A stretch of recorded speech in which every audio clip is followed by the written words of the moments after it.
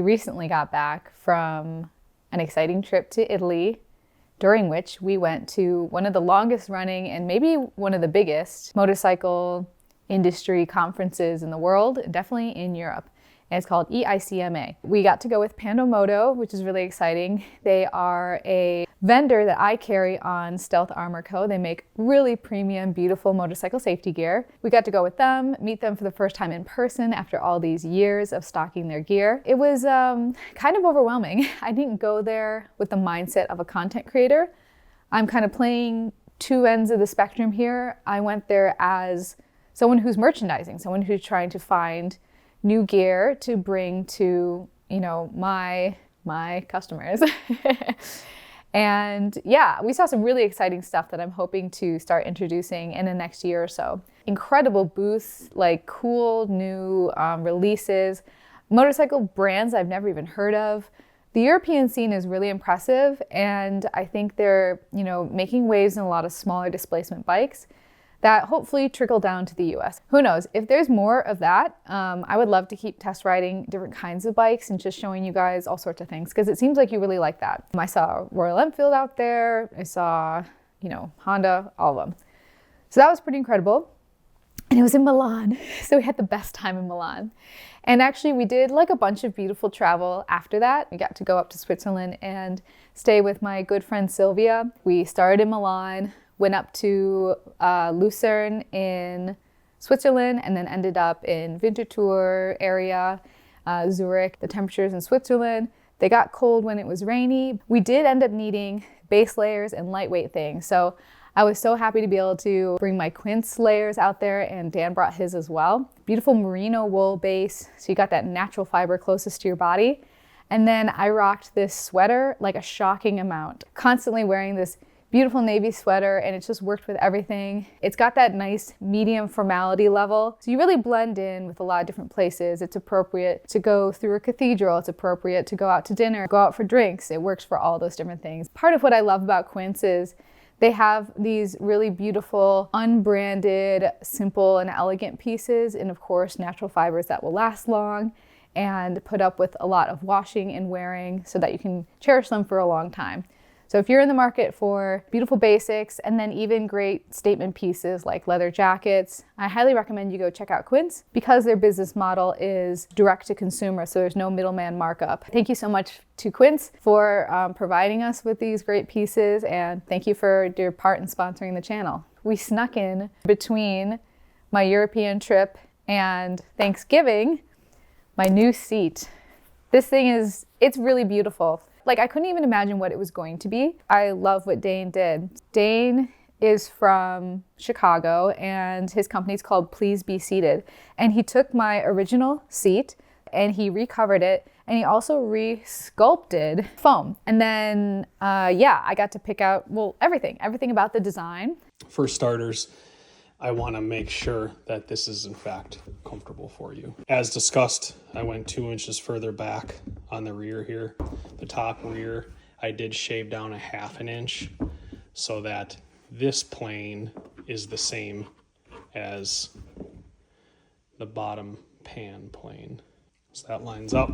I did shave the sides here for that inner thigh wear to help alleviate that a little bit more. And then we'll test fit you, and we'll figure out the rest. So, kind of what we discussed prior, like you shave a little 1/2 inch here and there, and it really kind of changes the shape. Wow. So, yeah, I love that it's flatter without being flat. Mm-hmm. I started to put on my typical riding boots. Yeah, absolutely. See where you're actually at. Yeah. Here, if you'd like, I can pinch the front tire. Okay.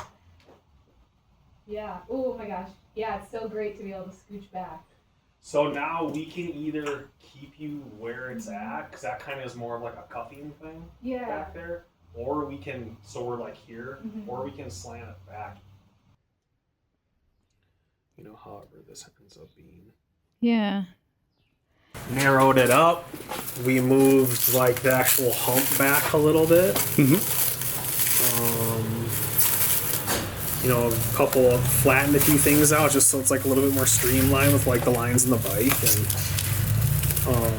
little things just to kind of tighten it up. Yeah, I was hearing I think about that it. like the mass of it, we like just skinnied up, a bunch. So Yeah, especially around the back. yeah. Wow, I love how this color ended up. Yeah. Because it has that beautiful like antique look. Wow. Yeah, in that'll pick up a bunch of different colors too. So Yeah. I kind of like leaning towards like a distressed leather just because of that. It gives you kind of the best of a lot of worlds there, just because it picks up with a bunch of different colors. So Wow. yeah. Beautiful work. Yeah. I mean, check it out. Definitely. Obviously, during the day you'll be able to see kind of everything. But oh my god. yeah. Wow. Yeah, I love. Yeah, it's a cool line. All right. And then one of the goals is to give me a little bit more room so that on longer trips I can kind of scooch back. Yeah. Or at least ride in a different position. Yeah. Not be so locked into. I mean, it's nice to have a position, but it's also nice to move around a little bit too. So more like cathedral windows than like diamonds, But I've done a few variations of this in the past, just not this particular design. So yeah, these like leading lines. Yeah. Right here you still have this total sport element to it, and then you kind of continue it on in the back, and then it has this. I think it worked so well. Yeah, and I almost kind of sport. Yeah, it's got that luxury, especially with the contrast stitching. And well, I love it so much. Thank you. Yeah, of course. That's perfect. That's exactly what I wanted. Yeah, and again, like the points line up right on the body line, and then these hit there, so it's all like these subtle little intentions that I think matter. I can show you some of our inspiration. I was getting really excited while we were in Italy because we are on top of the Duomo in Milan, and I was looking at these like cathedral windows, and I was thinking, that's exactly the inspiration I was going for with the seat. That's what I had given him references to before we left. I was kind of looking at like the groin vaulting and ceilings. I just wanted something a little bit architectural and pseudo-Gothic, but obviously not like over the top because it's a cafe racer style bike. It's gonna have that more mid-century retro and not too like goth mommy.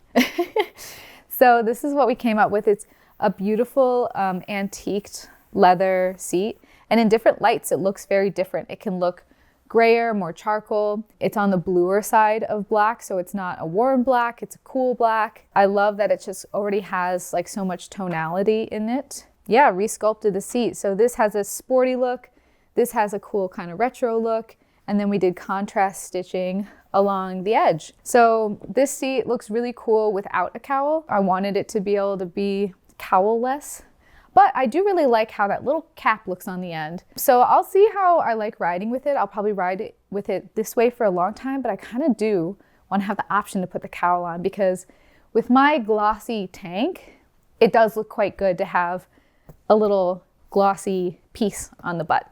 So I don't know exactly how we do that, or if it'd just be like an even like teeny tiny something, but that could be fun to experiment with in the future. But for now, I love this thing. It's beautiful and looks great on the bike. I think that's like everything, I guess. Wow, I thought it was gonna be so long and painful.